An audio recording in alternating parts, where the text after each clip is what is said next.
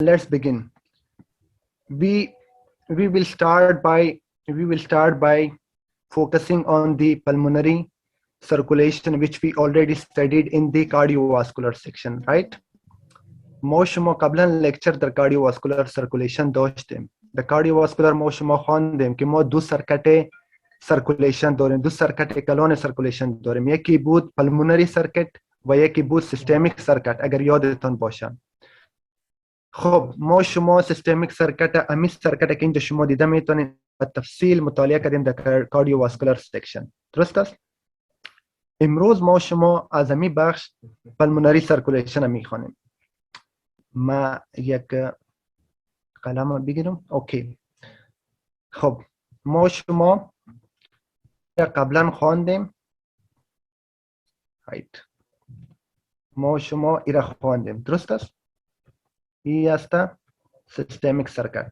ایره ما شما قبلا خواندیم. ما شما گفتیم که خون از طرف چپ قلب از طریق اورتا به تمام وجود انتقال داده میشه و خون ناپاک یا دی اکسیژنیتد بلد طرف راست قلب میه، درست است؟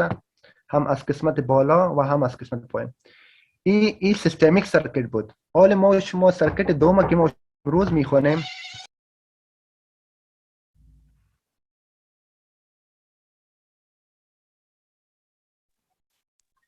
خب بخشش باشم. خب ما شما امروز سرکت که میخوانیم ای است پلمونری سرکت، درست است؟ سر از این ما شما تمرکز میکنیم. خب دی سرکت. خب از کجا آغاز میشه؟ ایره ما شما تصور میکنیم ای لنگز است، درست است؟ ای شش های مثلا these are our lungs. Suppose these are our lungs. All right, this is the right side of the heart. This is your right side of the heart and this is your left side of the heart, right? This is right atrium, this is right ventricle, this is left atrium, this is left ventricle.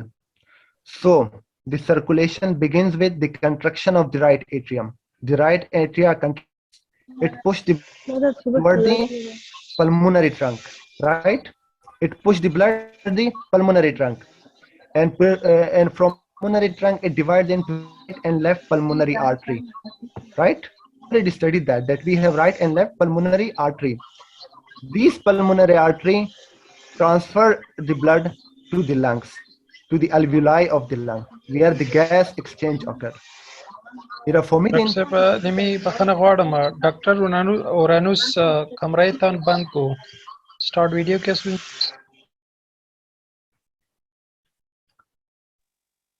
اوکی مسئولین عزیز شما کامره هایتان بند کنین و اسپیکرتان بند کنین، درست هستم؟ اوکی. سو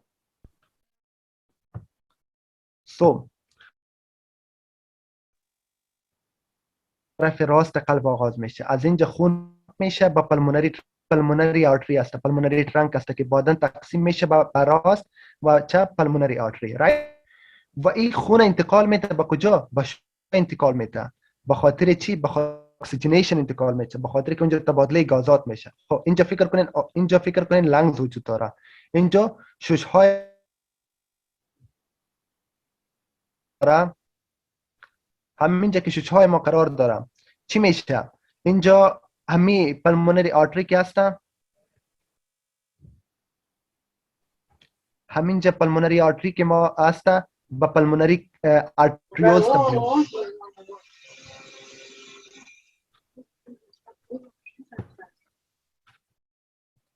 پلمونری آرتری ما به چی تبدیل میشه؟ با پلمونری آرتریول تبدیل میشه. بعد از این تبدیل میشه به پلمونری کاپیلری. همینجا کاپیلری وجود داره، درست است؟ همینجا تبدیل میشه به پلمونری کاپیلری. وقت پلمونری کاپیلری رسید همینجا شش ها الویولای شش وجود داره که ما شما در لکچر گذشته خواندیم. از اینجا تبادله گازات میشه، اکسیژن میاد طرف خون و کربن دی اکساید میره طرف شش ها.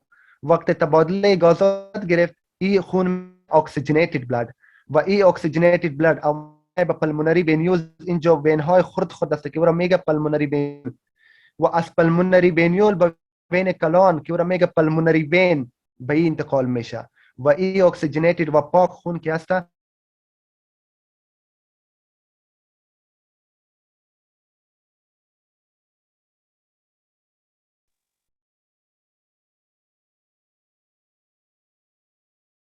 میشه. We already discussed this concept in cardiovascular section, right? There is some minor difference which I will explain later. Just focus on the main picture. شما سر امی تصویر کلان فوکس کنین که اینجا چی واقع میشه، چگونه تبادله گازات شروع میشه، چگونه تبادله گازات واقع میشه. اینا ما آیسته آیسته میخوانیم. فهمیدین؟ این یک اوورویو بود. اینجا کدام سوال دارین؟ این یک اوورویو بود. کدام سوال است اینجا؟ اگر اینجا کدام سوال دارین خب بگوین. اوکی، ما کامنت هایتان میخوانم، شما دا کامنت. اوکی، گود. اوکی. خب دیروز برتان در لکچر گذشته برتان اگر ما پرسان کنم که آوتپوت از این، مثلا ما برتان بگویم که آوتپوت این طرف قلب 5 لیتر است، مثلا طرف راست قلب. اگر از پیشتون پرسان کنم کاردیک آوتپوت طرف چپ قلب چقدر است، شما جوابتان چی خواهد بود؟ طرف چپ هم چند است؟ طرف چپ هم میشه 5 لیتر، به خاطر که طرف راست و طرف چپ که است با هم مساوی است، تقریبا مساوی است. فقط کمک فرق داره که او را برتان دکتر وحید قبلا تشریح کرد. اوکی، what is the difference? So basically زمانی که okay, let me grab the marker. Okay, so we discussed that the cardiac output from the right side comes to the lung and then it gets oxygenated, right? It gets oxygenated. Okay, after that it comes back toward the left side of the heart. But remember there is another circulation which is called bronchopulmonary circulation or bronchial circulation. بعضی رگ‌های است که به خود شش خون میرسانه که او را برونکیال ویسلز میگن. درست است؟ او از اینجا منشأ میگیره، از امی اورتا منشأ میگیره، از برانچای اورتا منشأ میگیره، به شش ها به امو تریکیا و برونکای خون میرسانم. وقت آنجا اکسیژنیتد خون رساد به خاطر فعالیت از اینا. خون که هست طرف بیشتر قسمت این خون که هست طرف راست قلب نمیه، مستقیم از امین جمعه دوباره خون ناپاکش که اکسیژن استفاده شد امینجا به پلمونری وین میآید. درست است؟ این سرکت بایپاس میکنه. این سرکت چی میکنه؟ بایپاس میکنه. اینجا نمیه، باید همه خون ناپاک یا دی اکسیژنیتد طرف راست میآمد، مگم امی خونی که از برونکیال سرکولیشن میآید بیشترش دوباره به پلمونری وین میآید. وقتی به پلمونری وین آمد ما شما میگیم که همون راست بایپاس کرد. از خاطر اینجا تقریبا کمک کاردیک آوتپوت زیاد میشه، تقریبا 2% کاردیک آوتپوت در طرف چپ زیاد میشه. فهمیدین منظور مرا؟ اگر کس از پیشتون پرسان کرد که دقیق کاردیک آوتپوت کدام حصه زیاد است، عموما ما میگیم که طرف راست و طرف چپ کاردیک آوتپوتش مساوی است. یعنی اگر اینجا 5 لیتر باشه اینجا هم 5 لیتر است. درست است؟ مگر اگر دقیق یک نفر پرسان کنه باز ما گفته میتونه که اینجا تقریبا 100 ml شاید بیشتر باشه. چرا؟ به خاطر که امو خون ناپاکی که اول خون پاک که طرف برونکای میرفت، وقتی از اونجا اکسیژن از پیش گرفته شد این دوباره طرف راست بر نمیگرده، بلکه طرف چپ از طریق پلمونری وین بر میگرده. اینا میگه برونکو پلمونری سرکولیشن. اینا فهمیدین؟ کدام مشکل است؟ حالا ما در گراف دیگه براتون تشریح میکنم. Let me explain in the next graph. Okay. اینجا براتون گفتیم. اینا فیزیولوژیکال شنت هم میگه. این شنت چی میگه؟ فیزیولوژیکال میگه، به خاطر که فیزیولوژیکالی وجود داره. اوکی؟ اوکی. ما در یک دیاگرام دیگه براتون نشان میدم. اینا دمی دیاگرام. Look at it. Very clear. This is right side of the heart.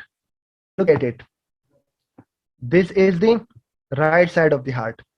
This is the left side of the heart. What is this? This is the pulmonary trunk, which this is the pulmonary trunk, not this one. Okay, let me just clear it. This is not the pulmonary.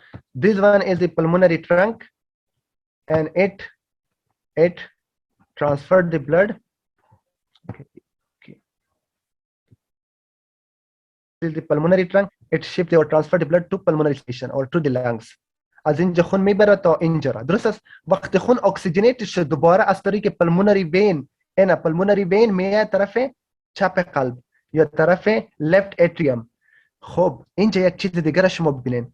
اینا میبینین اینا از اینجا که اورتا بر آمده طرف وجود خون میبره، از اینجا یک برانچ آمده، امی برانچ این برونکو پلمونری سرکولیشن است که خون میبره طرف برونکای که اونجا سپلای میکنه، برونکای سپلای میکنه و تریکیا را سپلای میکنه، لنگز تیشو را سپلای میکنه. وقتی سپلای کرد اکسیژن از پیشش گرفته شد، همون خون ناپاک کجا میره؟ بیشتر قسمت این خون ناپاک مستقیم به پلمونری وین میآید. اینا از اینجا بیشتر خونش کجا میآید؟ بیشتر خونش طرف پلمونری وین میآید. وقتی طرف پلمونری وین آمد، طرف چپ قلب کمی کاردیک آوتپوت زیاد میشه. گات ایت؟ ایرا فهمیدین حاله؟ په دې خبره باندې پوه شوئ؟ ډاکټر وحید ما غږ کلیر ده؟ بله استاد غږ مو کلیر ده. اوکې، په دې ځای کې تاسو پوه شئ کوم سوال لرئ؟ ما مایک نه کوو بقا ما ویلې او ستا आवाज بالکل صحیح راځي. دلته ما تاسو ته دوه سرکولیشن ایکسپلین کړل. یو مې پلمونری سرکولیشن درته ایکسپلین کړو، یو پلمونری سرکولیشن ده او بل کوم سرکولیشن ده؟ بل د موږ سره دا پلمونری سرکولیشن ده چې ډېر اسانه و. د رائټ سایډ نه بلډ راځي لنګز ته د پلمونری آرټري په وسیله، دا پلمونری آرټري دی، د دې په وسیله باندې راځي اکسیجنیټډ کیږي. چې کله اکسیجنیټډ سو کاربن ډای اکساید ریموو شو، دا اکسیجنیټډ پاک وینه راځي د پلمونری وین په وسیله باندې بیرته چپ طرف د زړه ته راځي. دا ته وایي پلمونری سرکولیشن. مګر یو بل سرکولیشن لرو، اته وایي برونکیل سرکولیشن. دغه ده. دا سرکولیشن څه وظیفه لري؟ د دې وظیفه دا ده چې اکسیجنیټډ بلډ لنګ ته ورسوي، خپل لنګز استفاده ترې وکړي. هر ارګن باید له اکسیجنیټډ بلډ نه استفاده وکړي. دا له کوم ځای نه راځي؟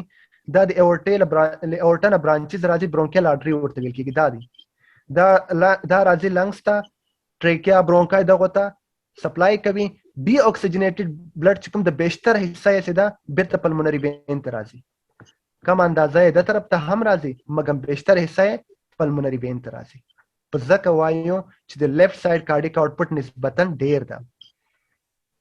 ان شاء الله چې په دې مطلب به پوه شوي یاستئ. دلته کوم سوال لرئ؟ کوم سوال لرئ؟ کومنټ کې راته وایاستئ. Any question? I cannot see the comments. Any question? No question, sir. Okay. Please mention in the comments.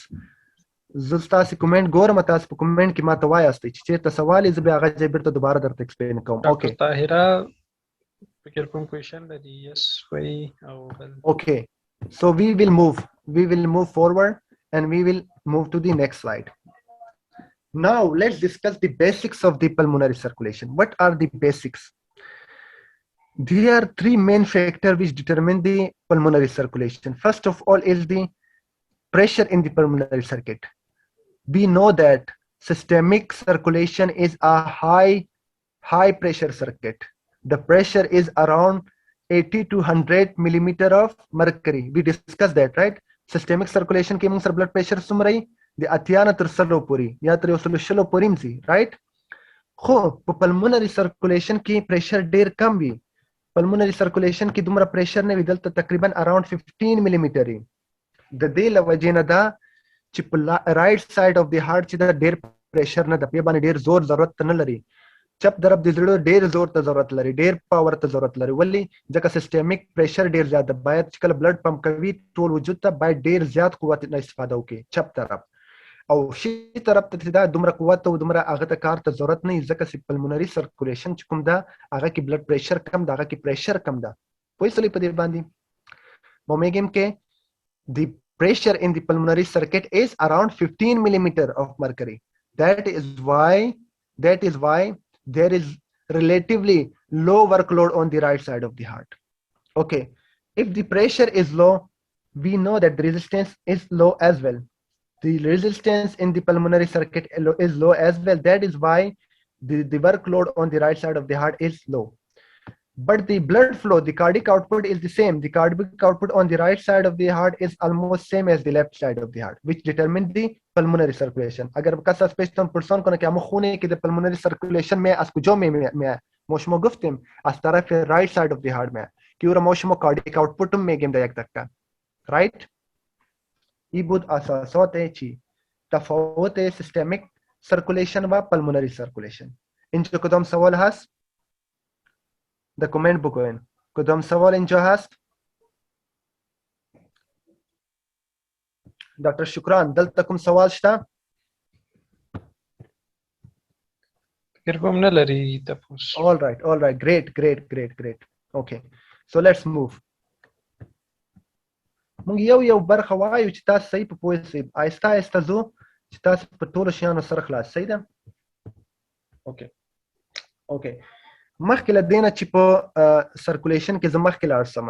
Now, before we jump into the circulation ahead or further, let's discuss the ventilation. موږ تاسو باید یو بل شی وکړو. موږ تاسو باید اول هغه ventilation چې تاسو ته ډاکټر صاحب وحید درس درکړی وو دغه لیک ماته معلومات تاسو راکړي. د سلاید باید تاسو ماته ایکسپلین کړئ. مثلا که دلته پوښتنه وکم تاسو نه پوښتنه وکم چې what is the partial pressure of oxygen? What is the partial pressure of oxygen in the alveolar air? What is the partial pressure of oxygen? This is the partial pressure of oxygen in the alveolar air. It is around 100 millimeter of mercury, right? We already discussed that in previous lecture, right? Okay. Oh, that's we discussed that. Okay, what is the partial pressure of carbon dioxide in the alveolar air? What is the partial pressure of carbon dioxide? What is the partial? Yeah, 40. Great. Very good. دا چې تر دې چې پورې سدا د الویولر د ventilation کارو د دې نه مخکې چې کومې خبرې دي هغه زه تاسو ته ذکر کوم. ګورئ دا څه چل کوو شه. This is pulmonary artery. When the this is pulmonary capillary, because this is pulmonary capillary and this is pulmonary venule. Okay. So pulmonary capillary has deoxygenated blood, right? It has deoxygenated blood. It carries the blood from the right side of the heart, which ultimately carries the blood from whole of the body, the deoxygenated blood. Look at it. The oxygen content is decreased. Oxygen مصرف شده در وجود. همون خون ناپاک با طرف شش ها آمده. این تصور کنین ای الویولای شش هسته. درست است؟ ای pulmonary capillary هسته که deoxygenated blood دارم. اینجا شما میبینین که پارشل پرشر اکسیژن کم است. باید 100 می بود مگر اینجا چند است؟ 40 است. چرا 40 است؟ به خاطر که اکسیژن مصرف شده از وجود. از همون خاطر خون ناپاک طرف لنگز برگشت میکنه تا دوباره اکسیژنیتد شود. خب وقت اینجا آمد همین پلمونری کپیلری را که اله داد طرف پلمونری وینیول آمد. اینجا میبینین اکسیژن از اینجا انتقال داده میشه دوباره به چند برگشت میکنه؟ به 100 برگشت میکنه و در ظرف چند میلی ثانیه صورت میگیره. خیلی زود صورت میگیره. اینا فهمیدین؟ بعد از چی میشه؟ ما شما میفهمین وقتی در انساج اکسیژن مصرف شد چی تولید میشه؟ کاربن دی اکساید، right? Carbon dioxide is the byproduct. کاربن دی اکساید کاربن دی اکساید تولید میشه. اینجا شما میبینین کاربن دی اکساید پارشل پرشرش چقدر است؟ 46 است. زیاد است. این کاربن دی اکساید باید از وجود اخراج شود. اینجا که به پلمونری به لنگز میرسه اخراج میشه. وقت اخراج شد اینجا شما میبینید پلمونری وینیول که خون صاف داره اینجا پایین آمد به 40 رسید. 40 درست است. خوب است. فهمیدین؟ وقتی دوباره به وجود آمد باز وقتی اکسیژن مصرف شد این عدد باز تکرار میشه. اما قسمی زندگی تکرار میشه. فهمیدین؟ Got it؟ خب اگر من از پیشتون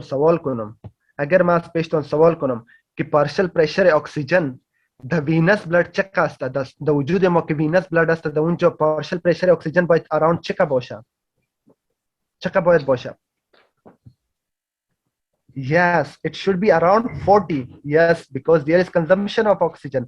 اگر من براتون بگم پارشل پرشر اکسیژن باید در خون وینس در وینس سیستم چقدر باید باشه؟ شما بگوین 46 به خاطر که کاربن دی اکساید تولید میشه. وقتی تولید شد پارشل پرشرش بالا میره. اوکی. زمانی که اکسیژنیتد میشه در اکسیژنیتد بلد پارشل پرشر اکسیژن چند است؟ 100. رایت؟ و کاربن دی اکساید چقدر است؟ به 40 پایین میشه. همین قسم تکرار میشه. این است ventilation and perfusion. این تهداب ونتیلیشن پرفیوژن است. تمام فعالیت های کشش ما انجام میده به خاطر همین کار انجام میده که تبادله گازات شود. اینجا کدام سوال هست اینا شما قبلا خواندین، از این خاطر اسلاید کم زودتر میکنم. درس امروزی ما بعدا آغاز میشه. اوکی let's move. اوکی حالا سری دیاگرام شما تمرکز کنیم. ما شما یک چیز خواندیم. ما شما قبلا یک چیز خواندیم. د پلمونری د سیستمیک سرکولیشن. فکر کنین ای است آرتریتان، درست است؟ و ای است وینزتان، درست است؟ This is venules and this is the capillaries, okay, or arterioles. ما شما خواندیم. اوکی ما شما میفهمیم اگر ما اینجا نوشته کنم pressure of arteries و اینجا نوشته کنم pressure of vein. چی نوشته کنم؟ pressure of vein. شما میفهمین در سیستمیک سرکولیشن پرشر کدام زیاد است؟ پرشر آرتری زیاد است یا پرشر وین زیاد است؟ کدام زیاد است؟ در کامنت بر ما بگوین کدام زیاد است؟ پرشر آرتری زیاد است. بله آفرین. وقتی پرشر آرتری زیاد شد این پرشر آرتری چی میکنه؟ این پرشر آرتری که هست سبب میشه که انتقال خون از آرتری به وینیوز میشه. همین تفاوت فشار بین مثلا اینجا فشار 10 است، اینجا فشار است 20. فکر کنید سیست همین تفاوت فشارشان چند میشه؟ تقریبا اراوند از 20 که 10 ماینس شوه 10 میشه. همین قوه سبب میشه که خون حرکت کنه از آرتری به وین. به خاطر که ما شما خواندیم always there is flow of the blood from higher pressure toward the lower pressure. We already discussed that, right? همین قسم در لنگز هم است. در لنگز هم کاملا همین قسم میشه. مگم در لنگز یک قوه دیگه هم وجود داره. در لنگز مثلا ما براتون رسم کنم. فکر کنین یک دقیقه. این گپ زیاد مهم است. ها این گپ اگر شما فهمیدین دیگه متباقی درس شما فهمیدین. مثلا این آرتری است، pulmonary artery, right? And suppose this is فکر وکړئ چې دا pulmonary vein ده. This is pulmonary vein. Okay. There is a third force which is alveoli. This is alveoli. اینجا سه فشار عمل میکنه. سه دانه فشار. اول پرشر آرتری، دوم پرشر وینیول و سوم پرشر الویولای. این گپ مهم است. الویولار پرشر هم اینجا عمل میکنه. اگر ما الویولار پرشر در نظر نمی گرفتم اینجا براتون میگفتم که اینجا پرشر 100 است، مثلا 100 بوده نمیتونم مثال میتونم و اینجا 10 است و یکی دیگه هست که در او اینجا پرشر 50 است و اینجا 20 است. جریان خون در کدامی زیاد است؟ در اولی زیاد است یا در دومی زیاد است؟ شما چی میگین؟ در کامنت بر ما بگوین. مثلا شما الویولای بیخی در نظر نگیرین، فقط آرتری و وینیول در نظر بگیرین. تفاوت فشار در کدام زیاد است؟ در اولی زیاد است یا دومی؟ در اولی زیاد است. جریان خون اینجا خیلی زیاد میشه. فهمیدین؟ مگم در لنگز قسم نیست. در لنگز یک قوه دیگه هم عمل میکنه. در لنگز قوه چی عمل میکنه؟ The third force is the alveolar pressure. Remember. حالا چی میشه؟ مثلا اگر همین الویولار پرشر خیلی زیاد شوه چی میشه؟ این سبب بسته شدن همین ویسل میشه. اینجا فکر کنین همین الویولار پرشر زیاد شد. درست است؟ شما فکر کنین همینجا الویولار پرشر چی شد؟ زیاد شد. اوکی. همین که زیاد شد اینا الویولار پرشر که جاست چی کرد؟ همون ویسل تان بلاک کرد. از دو خاطر بر علاوه که همین جریان تعیین میکنه الویولار پرشر هم تعیین میکنه. سیستا ایرا فهمیدین؟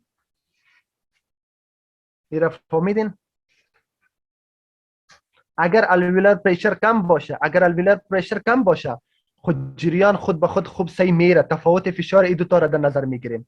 اگر احیانا الویولار پرشر زیاد شوه بعد از او تاثیرگذار میشه و سبب مانع جریان خون در قسمت لنگز میشه. ایرا فهمیدین؟ خب چرا ایرا ما بحث کردم؟ Why did I mention it? Why did I mention it? The basics of the pulmonary circulation. Okay. إيرا تصور کنین ای یک شوش هستا. ای قسمت اولی شوش یا اپکس هستا. ای هستا اپکس شوش هستا. ای قسمت وسطی هستا و ای بیس of the شوش هستا. فکر کنین یک شوش هستا. وقتی یک انسان در حالت استاد شدن باشه یا در حالت ششتن باشه، سوپاین باشه یا استندینگ پوزیشن باشه، فهمیدین؟ اینجا دو چیز جریان خونه در شش تعیین میکنه. دو چیز. اول گریویتی. اول چی تعیین میکنه؟ گریویتی. ما شما میفهمیم قوه جاذبه زمین است. هر چقدر قوه جاذبه زمین زیاد باشه همونجا جریان خون چی میشه؟ بیشتر میشه. رایت؟ پس شما خودتان از چی بگوین؟ شما خودتان از فیزیکس بگوین. کدام جای گریویتی زیاد است؟ در این قسمت گریویتی زیاد است، قسمت زون اول، یا در این قسمت زون سه گریویتی در کجا زیاد است؟ Yes, base of the lung. Yes, definitely. پس از اینجا شما یک نظر گرفته میتونید. از اینجا شما گرفته میتونید که اینجا باید جریان خون چی باشه؟ زیاد باشه. این نکته اول. اینجا جریان خون با علامه کیو نشان میدیم. جریان خون اینجا زیاد شد. این اولین علت. حالا میایم سر علت دوم. علت دوم که هست، the second reason is these forces, these pressure differences which we discussed. Remember, in the apex we have high pulmonary alveolar pressure.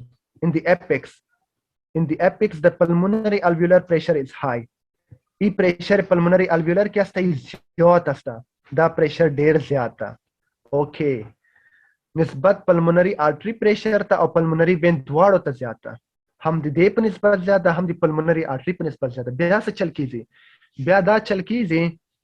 सिदल ता सिदा ढेर कम जरियान दी खूनी. ज़का सिदल ता vessel सिदा constrict कराई. तासे पता diagram की हम clearly लिधलाई शी. तासे दलता clearly दे सी नहीं. दलता जरियान दी खून चिदा कम दा. ज़का दलता constrict करे दा. دوا علت اسفل. اول دلته گریویټي کم وه، گریویټي له وجې نه خون سیده د لاندې طرف ته ځي، وینه د لاندې طرف ته ځي. دویمه خبره څه شوه؟ دلته چې ده پلمونري alveolar pressure زیات و. Got it? So we can say that the Q in this area is decreased. We can say the perfusion. This is called perfusion. The perfusion in this area, the zone 1 is decreased. And it is decreased due to two reasons. One was the gravity, the second one was the pulmonary alveolar pressure. Got it? कम में बोशा. Okay. جریان خون اینجا کم میشه به خاطر که یکی خون اینجا گریویتی اثر میکنه، گریویتی طرف پایین خونه کش میکنه. رایت؟ و دوم اینجا پلمونری الویولر پرشر زیاد است. ما شما گفتیم پلمونری الویولر پرشر که زیاد شو سر همین ویسل فشار وارد میکنه، سبب ویزو کنستریکشن میشه، جریان خون کمتر میشه. فهمیدین را؟ خب برعکس اگر ما پایین بیایم sorry just let me. Okay, اینجا جریان خون the perfusion is decreased due to two reasons. Okay, now we will discuss here the zone 3. In the zone 3 we discuss that the perfusion is increased due to gravity. The first reason was the gravity. Okay, the second reason, remember the pulmonary artery pressure is highest. The pulmonary artery or pulmonary capillary pressure is highest in the zone 3. Remember that. It is higher than pulmonary venular pressure and it is higher than pulmonary alveolar pressure. When it is higher, it causes dilation of the arterioles. When there is dilation of the arterioles, there is increased blood flow. In جریان بدون کدام مانع میشه. Continuously خیلی زیاد جریان میباشد. بیشترین جریان the base of the lungs میباشه که اون زون 3 هم میگه. دو علت بود، گریویتی و اینجا پلمونری کپیلری پرشر زیاد شد. وقتی پلمونری کپیلری پرشر زیاد شد، مثلا اینجا 7 شد. صحیح؟ و این پلمونری الویولر پرشر مثلا 5 شد و این پلمونری وینیول پرشر مثلا 2 شد. شما خودتان میبینید تفاوت فشار زیاد شد و این هم اثرگذار نیست، پس جریان خون بیشتر میشه. همون اساساتی که ما شما خواندیم فهمیدین؟ خب very good. این دو رو اگر فهمیدین عالی، من سر وسطی زون وسطی دیگه خیلی جالب هستن. Okay, got it. Now we will discuss the third one. This is the middle zone. The middle zone, there is okay, just let me take the marker. Okay, in the middle zone the pulmonary capillary pressure is more than pulmonary capillary pressure is more than pulmonary alveolar pressure, right? It is more than alveolar pressure, but it is decreased than but the pulmonary venule pressure is lesser than pulmonary alveolar pressure.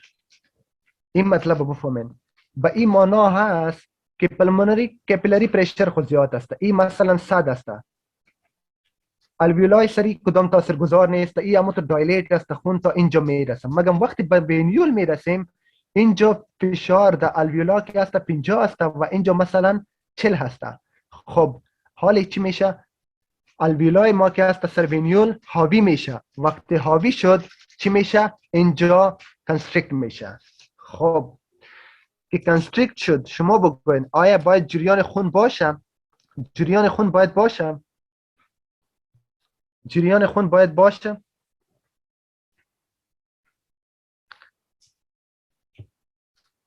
بله جریان خون هست.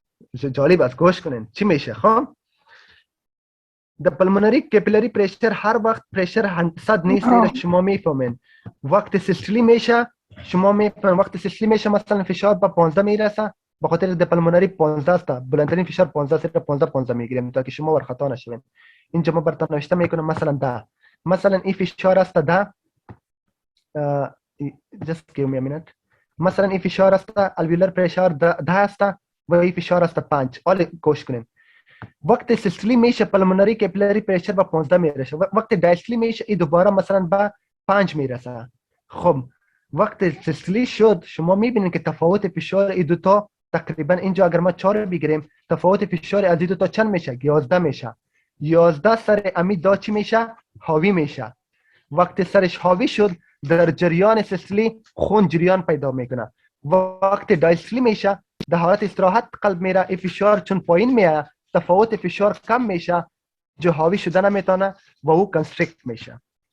ایره میگه مودریت فلو. یا ایره یک نام دیگه هم داره، سایکلیک فلو میگه. سایکلیک زمانی که سیستولی میشه فلو جریان میکنه، زمانی که دایستولی میشه فلو دوباره متوقف میشه. گات ایت؟ په دې خبره باندې پوه شئ که بیا ایکسپلین کوم؟ په دې خبره باندې پوه شئ؟ Okay. Let me explain again. Some of the students requested to explain it again. Okay, I will explain it again. So just let me clear the board. Okay. Suppose we have systolic. We have systolic. د څه فکر وکړئ چې د موږ سره سیستولیک کیپیلری پریشر 15 است او دایستولیک کیپیلری پریشر 15 ده. د څه فکر وکړئ او دا همیشه ثابت به په نظر کې ونیسو. مثلا دا نظر کې ونیسو 8. صحیح ده کنه؟ 8 په نظر کې ونیسو. دلته وینیول پریشر چې د کمی وینیول پریشر بدلته په نظر کې ونیسو مثلا 4 او دلته په نظر ونیسو 2. وسه چل کېږي وګورئ. کله چې سیستولیک کېږي کیپیلری پریشر زیاتېږي. کله چې کیپیلری پریشر زیات شو تاسو د دې دواړو تفاوت واخلئ. 15 ماینس 4 کوي ځکه موږ ویل جریان خون د دې دواړو تفاوت ده. کله چې د دواړو تاسو تفاوت واخلئ دغه فورس کوم تولیدېږي تقریبا څو کېږي؟ ایولس په دې پریشر باندې حاوي کېږي، په الویولر پریشر باندې حاوي کېږي. په نتیجه کې ډیورینګ د سیستولی خو جریان پیدا کوي. ډیورینګ د سیستولی جریان په ځکه پیدا کوي چې دغه پلمونری آرټری پریشر ډیر زیاتېږي. کله چې ډیر زیات سره د په دې الویولر پریشر باندې حاوي کېږي. صحیح ده کنه؟ د دایستولی په وخت کې د پلمونری آرټری پریشر هم کمیږي، 15 ته راکته شو. کله چې 15 ته راکته شو تفاوت د فشار ګوري کم سلو 3 ته راغی. نو 3 په دې نسته حاوي کېدی په ځکه دلته کنستریکټ کېږي او دلته چې د جریان نه کېږي. اوس کوم سوال لرئ؟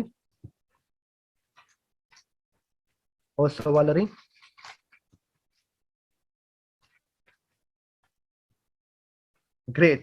Great. So let's move. Okay.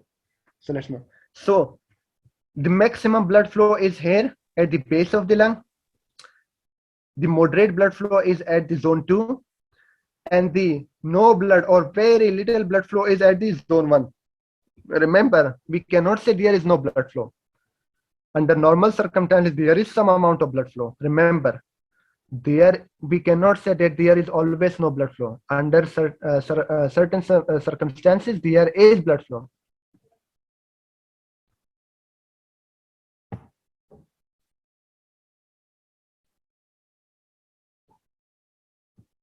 Okay. So ای بود سرکولیشن مگه ما شما تا حال به نتیجه نرسیدیم. یک چیز دیگه براتون میخوایم بگم. خب ما شما ایره باید شما بفهمین که همه قسم که پرفیوژن تفاوت میکنه، پرفیوژن تفاوت داره از بالا تا پایین، همه قسم ونتیلیشن تفاوت داره. و یاد داشته باشین اگر کس از پیشتان پرسان کرد که امی شش است به ای اکسیژن میرسد، بیشترین اکسیژن بیشترین ونتیلیشن در کجا میباشه؟ بیشترین هوا در اینجا انتقال میشه، در اینجا انتقال میشه، یا بیشترین ونتیلیشن در این قسمت صورت میگیره؟ باز هم قسم است. بیشترین ونتیلیشن از سبب گریویتی اینجا میشه. اول بیشترین ونتیلیشن همین اینجا میشه، کمترین ونتیلیشن اینجا میشه و متوسط ونتیلیشن اینجا میشه. همه قسم که پرفیوژن است، همه قسم ونتیلیشن هم قانون فالو میکنه. پس اگر ما for example if I express the perfusion in Q is low or least in the apex. It is perfusion is moderate in the zone 2, and perfusion is the highest in the here we can say normal. Let's suppose this is normal. Okay, highest in the zone 3. Similarly, if we express the ventilation in V, ventilation is maximum in the base or zone 3 as well, and minimum or least in the apex as well. Okay, and almost we can say it is normal or normal range in the intermediate zone or zone 2. ایره فهمیدین؟ خب این چی فایده میکنه؟ بعد از این ما شما یک درس خیلی مهم دارین. وقتی سر از این موضوع شما فهمیدین، درسای بعدی رو میخونیم. اینجا کدام سوال هست؟ همون قانون پرفیوژن و ونتیلیشن هم پرفورم میکنه. اوکی، لیتس موو. ای گپ شما فهمیدین. گود. ای گپ دوباره براتون تشریح کنم. این قسمت سری سلاید میں ای گپا را که ما قبلا براتون تشریح کردم دیگه با شما خودتون بخونین. اینجا کدام چیز دیگه نمانده انشالله. اینجا من ای را براتون تشریح میکنم. در سلاید گذشته کس سوال داره؟ باز ما پیش میرم. اگر در سلاید گذشته کدام سوال دارین؟ چرا فشار الویولر در زون 1 زیاد است؟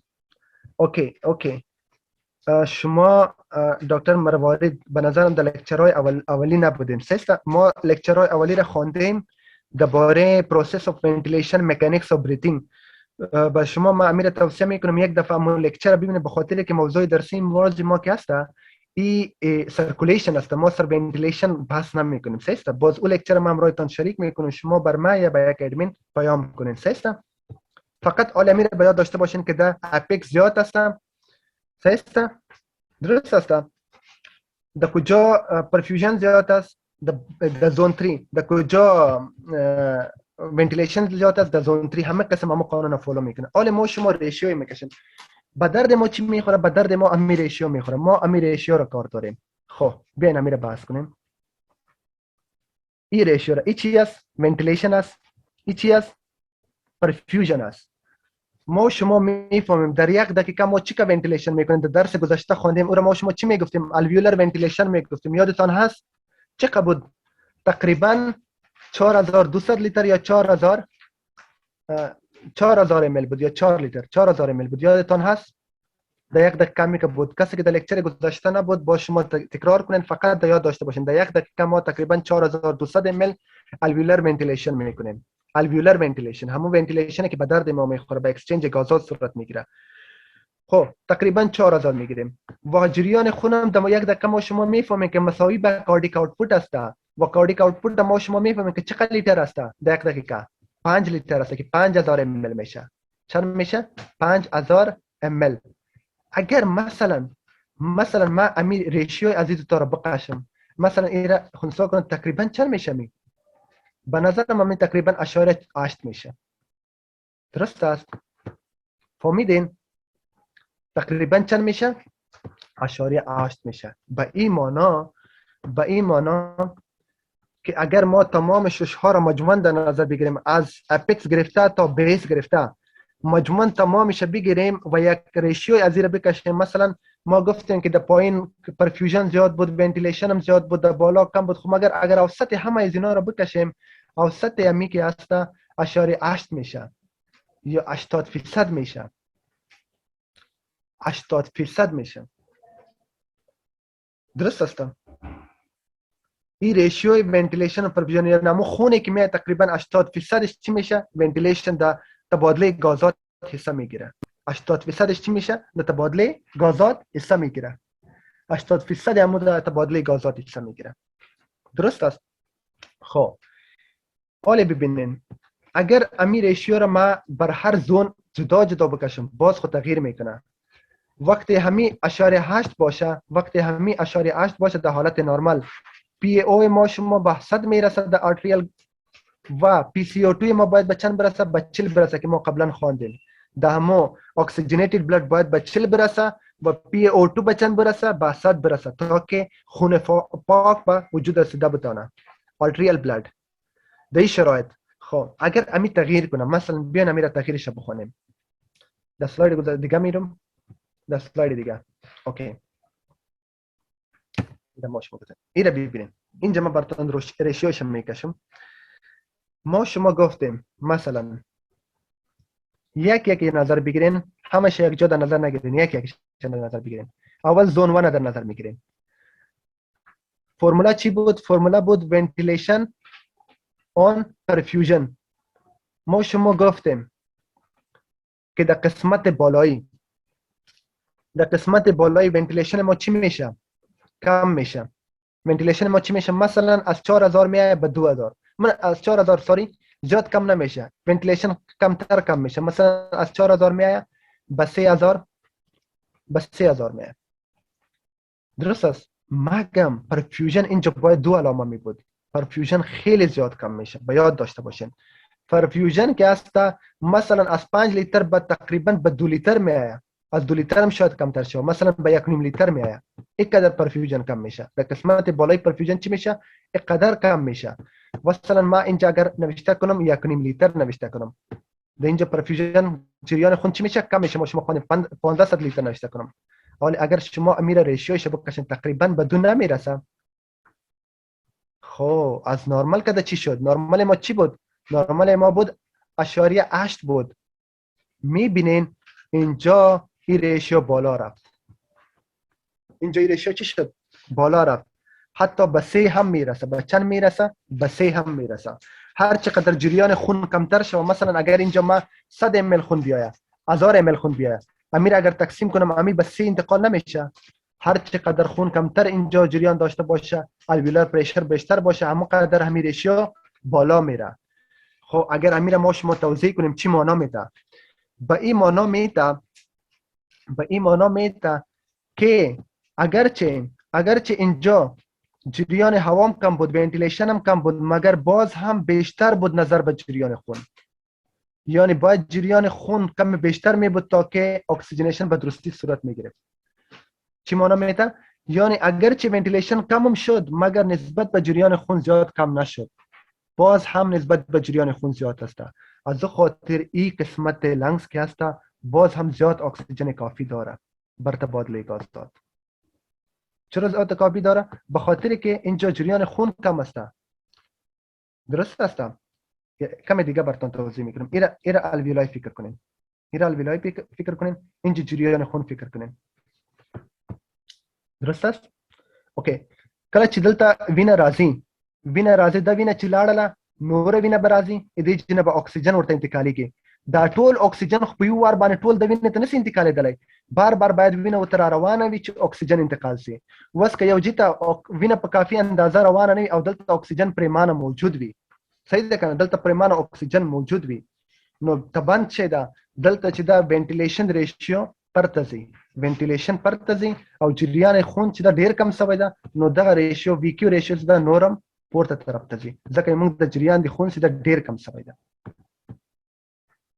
در نتیجه از این چی میشه؟ در نتیجه از این میشه همون خون کمی که اینجا می آمد، مثلا این الویولای بود، این خون بود، همین خون کمی که اینجا می آمد از حد خود زیاد اکسیژن میگیره، کوشش میکنه زیاد اکسیژن در خود جابجا کنه، به خاطر کم کم خون اینجا میاد. وقتی کم کم خون میاد همین کوشش میکنه زیاد خون اینجا کنه. اینجا میبینین پلمونری کپیلری پرشر چقدر شده، پلمونری ارتریال پرشر چقدر شده، 130 رسیده. ما شما گفتین نورمال چند بود؟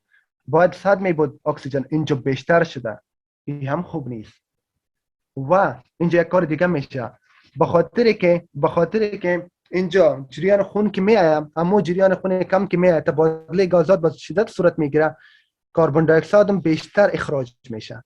وقتی کربن دی اکساید هم بیشتر اخراج شد، میبینین اینجا باید تا 40 می آمد. ما شما گفتین کربن دی اکساید در پلمونری آرتری چی که بود؟ در نورمال 40 بود، مگم اینجا بیشتر کربن دی اکساید اخراج میشه.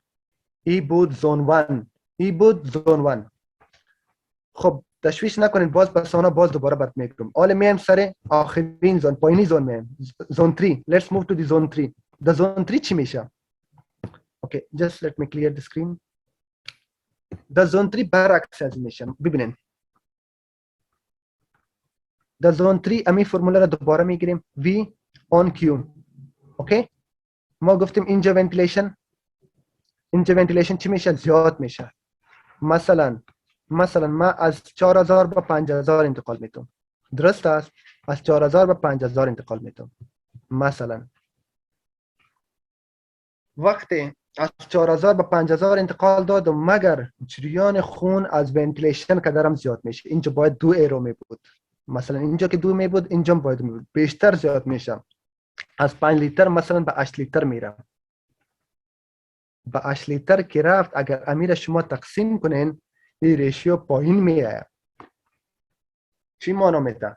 به این معنا میده که اینجا جریان خون خب پریمان است، مگر اینجا اکسیژن به اندازه کافی نمیرسه، این خون ضایع میشه، به اندازه کافی اکسیژنیشن نمیشه.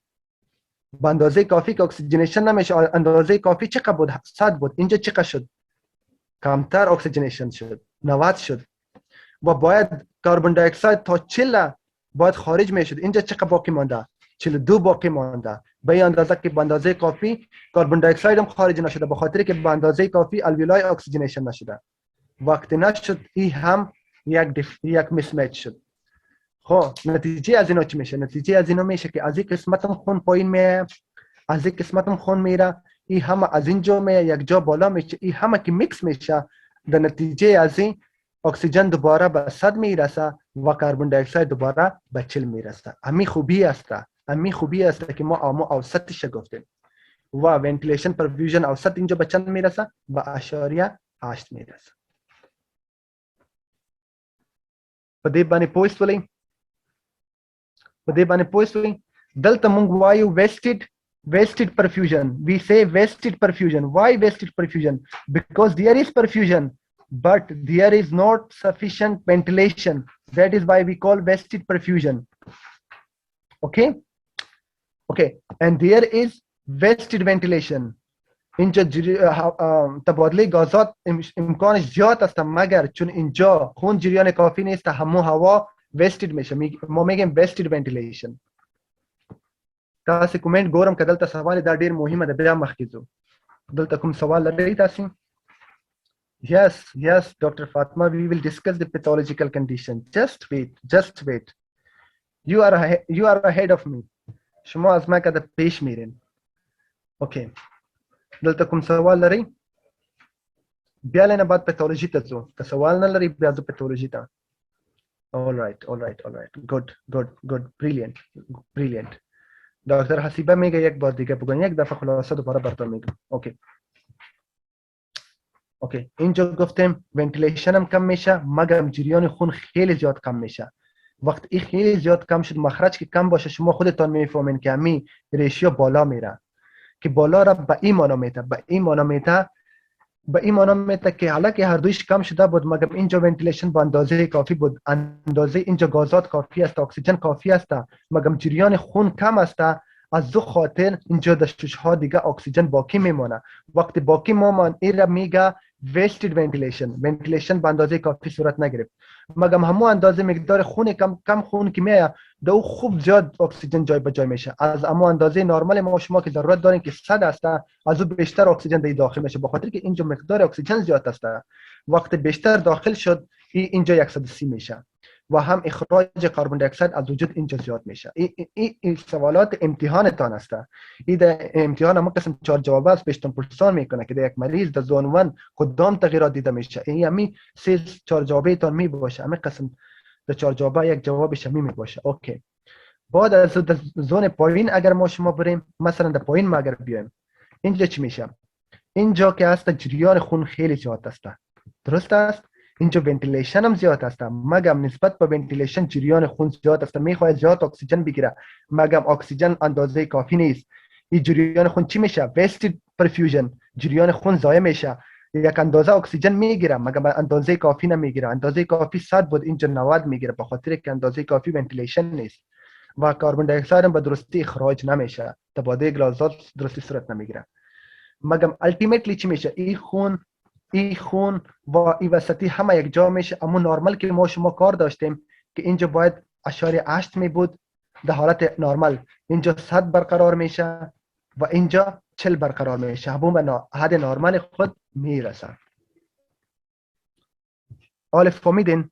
این بود در حالت نرمال. حالا اگر ما شما پاتولوژیش بخونیم، خب یک چیز دیگه براتون میگم. شما میفهمین، شما یک درس خواندین که پلمونری تی بی وقت جابجا میشه اگر بار دوم اگر پلمونری تی بی یک دفعه یک انسان به پلمونری تی بی مبتلا شد او را میگه پرایمری تی بی. چی میگه؟ پرایمری تی بی به دفعه اول. but if there is reactivation of that tuberculosis, that is called secondary TB, right? That is called secondary TB. And the most common site of reactivation of the secondary TB is mention in the comment. Zone 1, apex zone 1. This is the MCQ of your exam. Why? There's a lot of oxygen in the zone 1. And TB always live in a situation that there's oxygen a lot. Okay. Yes, because Mycobacterium TB is aerobic bacteria. Yeah. یک بکتریا است که سر اکسیژن زنده است، اکسیژن نیاز داره. هر جایی که اکسیژن زیاد باشه اونجا خوب به درستی گروت کرده میتونه، چون اینجا اکسیژن کافی می باشه، از تو خاطر اینجا ریاکتیویشن اف تی بی میشه. Got it؟ میبخشین استاد، یک سوال داشتم. این زون 1 زون 2 و زون 3 که محتملی سلاید که تشریح کردین باید کلش در حالت استراحت باشن، چون در حالت استراحت و اکسرسایز شاید فرق کنه. You are ahead of me. We will discuss the exercise in the next slides. You are ahead of me. Yes. Okay, so you discussed this slide. That's the normal situation. It means, I mean, in rest situation. Yes. No, under normal tidal volume. Look, I mentioned that under normal tidal, as I mentioned in this graph, right? We are discussing our normal condition, normal tidal volume, right? Resting condition. Thank you. Okay, so let's move. Okay.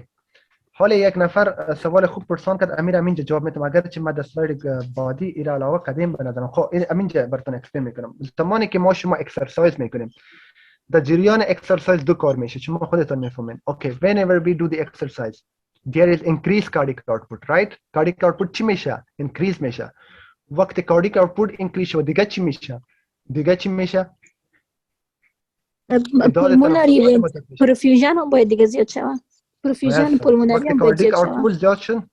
اوکی، وقتی کاردیک آوتپوت زیاد شد با شش‌ها پرفیوژن زیاد میشه. اولین نکته.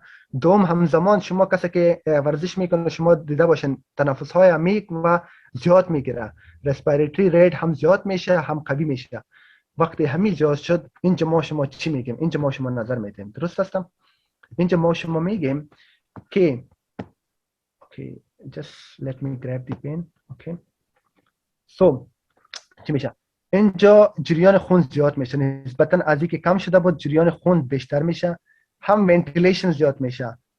وقت این دو تا یکسان شد اینجا جریان خون تقریبا بیشتر میشه، اینجا جریان خون اول هم بیشتر بود، اینجا هم بیشتر بود، اینجا هم بیشتر بود. اینجا ما شما میگیم حتی امی ونتیلیشن پرفیوژن ریشیو که است به چند میرسه؟ از 0.8 تا حالت اکسرسایز از 0.8 به 1 میرسه، به خاطر که به اندازه که ما اکسیژن نیاز داریم به اما اندازه قلبم کار میکنه، زود زود خون میرسونه. یعنی مثلا اگر ما 5000 لیتر یا 5 لیتر 5000 نه 5 لیتر اکسیژن نیاز داریم، مثلا همون قدر 5 لیتر خونم زود زود میرسه، خدا میرسونه. وقتی هر دو ما ریشیوش بکشیم این میشه به 1. اینجا که است همین آرتریول و پلمونری آرتریول که است ای بیزو دایلیشن میشه، جریان خونم زیاد میشه و تعداد تنفساتم زیاد میشه. از دو خاطر هم ونتیلیشن زیاد میشه هم پرفیوژن و ریشیوش به 1 میرسن. فهمیدین؟ بله استاد. all right. این بود حالت اکسرسایز. حالا ما شما پاتولوژیش میخونیم، بیاین پاتولوژیش بحث کنیم. این سلاید زیاد جالب است، زیاد مقبول است. اگر شما تمرکز کنین اینجا فکر کنین این نورمال است. This one is normal. This one is normal. We have ventilation, we have perfusion, right? And the ventilation perfusion ratio is 0.8. And the oxygen, the alveolar oxygen is partial pressure of oxygen in alveoli is 100, and the same partial pressure is in the pulmonary veins, right? Okay, or the systemic arterioles. Okay, and the partial pressure of carbon dioxide is 40 in the alveoli and the same in the systemic arteries or in pulmonary veins. So this is the normal condition under normal circumstances. But let's suppose شما اتفکر کنید از سبب کدام مشکل کدام الویولای تان اکسیژن گرفتن نمیتونه، اکسیژن برش نمیتونه. مثلا اینجا یک پلاگ آمد، یک فورن بادی آمد اینجا را بلاک کرد، مثلا ده یک لیده میتونه نه اینجا نرسم کرده، اینجا فورن بادی آمد. حالا چی میشه؟ حالا ات میشه که جریان خون هست، right? The perfusion is ongoing. جریان خون جریان داره. ما شما ریشیو میکشه اینجا رسم میکنم. ventilation and perfusion. جریان خون مثلا 5 لیتر هست، جریان خون جریان داره، right?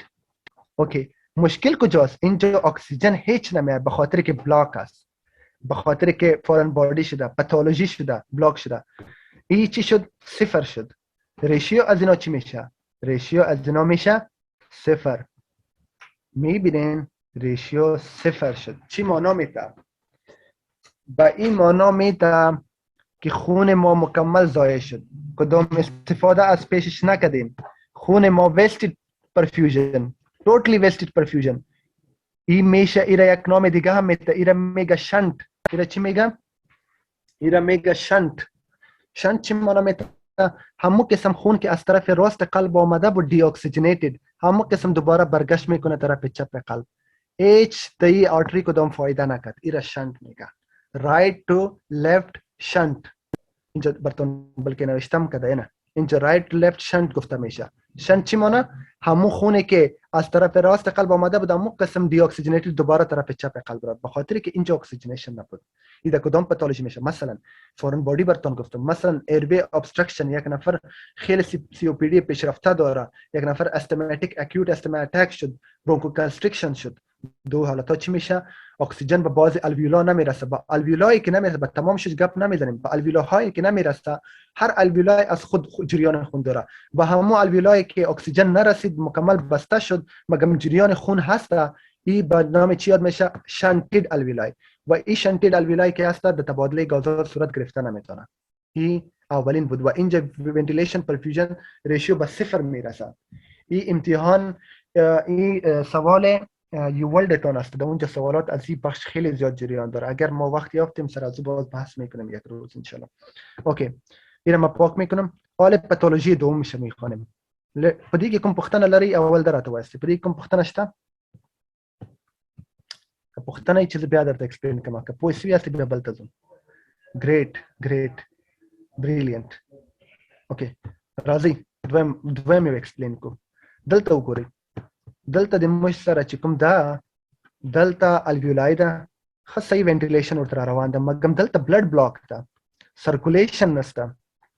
الویولای ته بلډ ایر را روانه ده مګر بلډ نشته.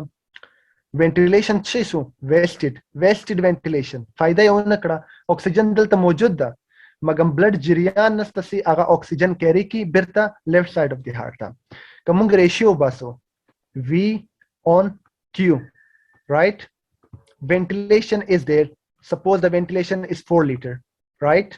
We have 4 liter of ventilation and the perfusion is 0. If we divide it, it will be infinite. Infinite samana work. Infinite da mana work vi. چې دا ډیډ سپیس ده. ډیډ سپیس مطلب دا په تبادله د غازاتو کې برخه نه اخلي. موږ تاسو ډیډ سپیس په اولو لیکچرو کې ویلی وو. یادتان هست ما ډیډ سپیس در لیکچرهای اول خواندیم. اینجا اکسیژن خب میاد، غازات میاد مگم تبادله غازات نمیشه. چرا؟ به خاطر که جریان خون نیست. اینجا جریان خون از سبب کدام مانع بلاک شده.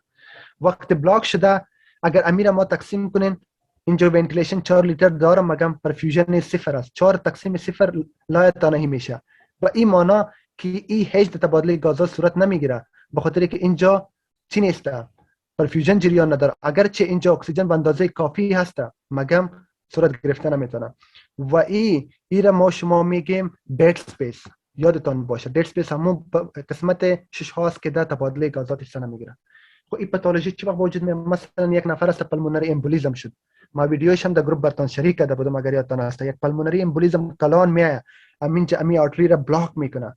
وقتی بلاک کرد این مکمل بلاک میشه، جریان خون به طرف لنگز نمیشه. وقتی نمیشه قسمت تبادله غازات صورت نمیگیره. فهمیدین؟ خب حال تغییرات غازات میبینیم. ببینین اینجا، ببینین اینجا اینجا ای خود صفر شد، اینجا ای صفر شد. ای چی میشه؟ پلمونری آرتری اکسیژن چه میشه؟ ای هم صفر میشه، بیخی وجود نداره به خاطر که اینجا هیچ اکسیژن آمده نمیتونه. خب کربن دی اکساید او هم هیچ اینجا آمده نمیتونه، تبادله غازات نمیشه. خب اگر امینجا ما در آرتری ما اکسیژن و کربن دی اکساید بگم، همون اکسیژن و کربن دی اکساید که در پلمونری آرتری آمده بود از وینیوز، از مینز آمده بود از سیستمیک سرکولیشن، مثلا 40 بود، همه قسم میره دوباره 40، هیچ تغییر دی وارد نمیشه. میبینید همون قسم دوباره 40 میره. و کربن دی اکساید که همون کربن دی اکساید که 46 آمده بود دوباره همون 46 میره، هیچ تغییر وارد نمیشه. فهمیدین اینا؟ خب اگر در آخریش ببینیم، در آخری اینجا ببینیم، اینجا اکسیژن خمیه. شما میفهمید فشار اکسیژن چقدر است؟ در 150 است و یا 160 است، اما اکسیژن اینجا میرسه. قبلا ما گفتیم 100 بود، 100 به خاطر بود که کمی زود به خون انتقال میشد، مگم اینجا چون بیخی انتقال نمیشه اینجا 150 هست. میبینین در الویولای 150 اکسیژن است. کربن دی اکساید در هوا ما شما میفهمید صفر است. اول کربن دی اکساید که اینجا بود از برکت چی بود که از خون به اینجا انتقال داده میشد، مگم چون اولی از خون انتقال داده نمیشه همینجا صفر باقی میمونه. و اکسیژن اینجا چرا 150 باقی ماند؟ چرا به 100 پایین نشد؟ به خاطر که اکسیژن از اینجا پایین انتقال نمیشه، اینجا جریان خون نیست، همون به 150 میلی متر سیما باقی میمونه. این میگه wasted ventilation or dead space. این فهمیدین؟ دی باندې پوه شوئ؟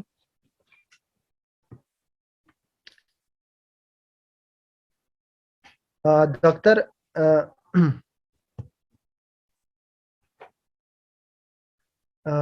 یک سوال خیلی بجا کرده دکتر کی کرده بود، ما پیام بالا رفت، ما امور برتان میخوند. 46 ثابت از دکتر حسیبه کرده. یک سوال خیلی بجا است، گوش کنین.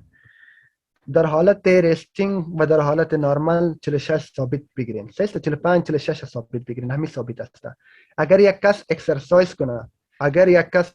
کنه، اینجا یک گپ خیلی مهم است. اگر یک کس اکسرسایز کنه، ایره فکر کنین وینز است، ایره وینز فکر کنین و ایره آرتری فکر کنین. یک کس اگر اکسرسایز کنه، شما بگوین اکسیژن مصرفش در انساج زیاد میشه یا کم؟ اگر یک کس خیلی استرینس اکسرسایز کنه زیاد میشه. شاید این اکسیژن بله شاید این اندازه اکسیژن از 40 هم پایین بیاد، شاید 38 شود، رایت؟ زیاد اکسیژن مصرف شود و کاربن دی اکساید شاید تولد کاربن دی اکساید از 46 بالا بره، این تا 50 هم برسه. این در حالت اکسرسایز و یا در حالت پاتولوژیکی دیگه در حالت نرمال ای ثابت است، مگم اینجا ثابت میمانه، در حالی که اگر کدام پاتولوژی نباشه در حالت اکسرسایز ثابت میمانه. کدام سوال هست دیگه؟ all right. یک گپ دیگه میخوایم براتون بگویم، زیاد یک گپ جالب است. ایرا اکثر محصلین فکر میکنن.